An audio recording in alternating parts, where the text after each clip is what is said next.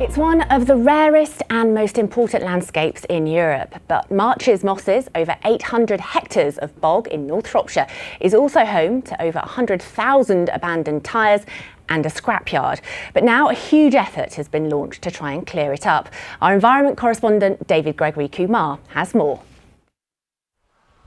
It's a dumping ground for tyres and a former scrapyard, and Shropshire Wildlife Trust have just bought it. We kind of bravely took the decision to go for it, and it's presenting some really interesting challenges and opportunities.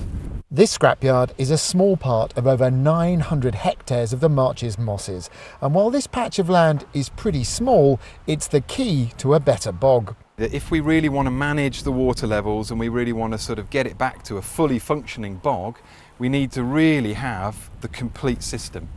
And if we don't, we're fraught with all sorts of problems where we're trying to sort of hold water in some areas and not in others, so that we don't affect our neighbours. It's going to be a long and expensive journey. Shropshire Wildlife Trust now have to remove these tyres and, yes, even these trees, and start to return the site to working soggy peat bog.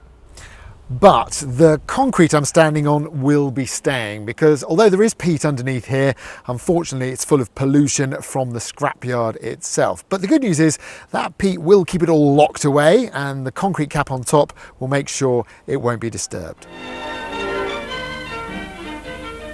For the first time, for many years the peat here was harvested as fuel and then for gardens, but ironically that might be what saved this unique habitat. The very fact it was cut for peat means that we still have it, and it hasn't been sort of ploughed up for agriculture. So in one respect, you know, the reason it has been cut for peat is the reason we still got it. So it's not all bad. Owning the scrapyard is just part of a huge effort into better bog management, allowing the bog to hold on to much more water, and that could be good news for people living nearby, where surface water and flooding has been a problem. It will not stop flooding, but what it will do will alleviate the flooding, and it will enable the water to flow away much more quickly. After 50 years as a scrapyard, the bog is set to make a comeback. David Gregory-Kumar, BBC Midlands Today, Wixall in North Shropshire. And there's more information on the Shropshire Wildlife Trust Scrapyard Challenge on our Facebook page.